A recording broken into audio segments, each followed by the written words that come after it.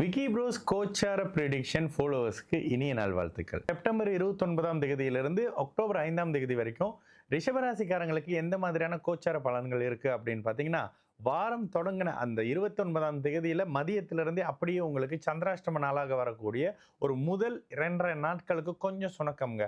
சந்திரன் வளர்பிறை சந்திரனா இருக்கிறாரு, குருவின் பார்வையில இருக்காரு. ஆனாலும் 8ஆம் இடத்துல இருக்காரு.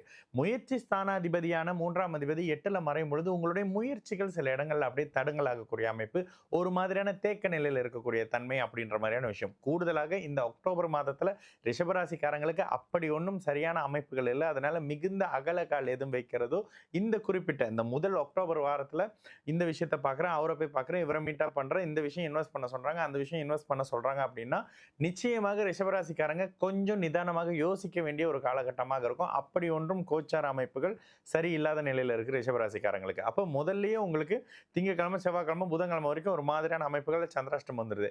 அதுக்கு பிறகு சந்திரன் வளர்பிறை ஆகி அவரே 9, 10ஆம் இடத்தோட வரக்கூடிய ஒரு அமைப்பு அப்படின்றதுல பெரிய நெகட்டிவ் அமைப்புகள் இல்ல. அதே வேளையில உங்களுடைய ராசிநாதனுக்கு சந்திர அதியோகம் மெதுமெதுவாக கிடைக்கிறது இந்த வாரத்தினுடைய சிறப்புங்க. அப்ப வார பிற்பகுதியிலிருந்து உங்களுடைய ராசிநாதனுக்கு சந்திர அதியோகம் கிடைச்சு கொஞ்சம் கொஞ்சமா அதுல இருந்து பிரச்சனைகள்ல இருந்து மீளக்கூடிய அமைப்பு, எதனையும் சமாளிக்கக்கூடிய அமைப்பு. ஏன் இந்த மாதிரி சொல்றீங்க சடன்னு பார்த்தா உங்களுடைய ராசிநாதன் மெதுவாக நீச்சத்தை நெருங்கிட்டு இருக்காரு. அப்படி பெரிய ஸ்தான பலம் இல்லாத நிலையில முயற்சிகள் விழலுக்கு இறைத்த நீர் மாதிரி வீணாகிட்டு இருக்கக்கூடிய சில தன்மைகள் ரிஷபராசிக்காரருக்கு இருக்கும். அந்த அமைப்புகள்ல இந்த அக்டோபர்ல 4 வாரங்களுமே ஒரு சுமாரான அமைப்பு தான். பெருசான நல்ல அமைப்புகள் இல்ல.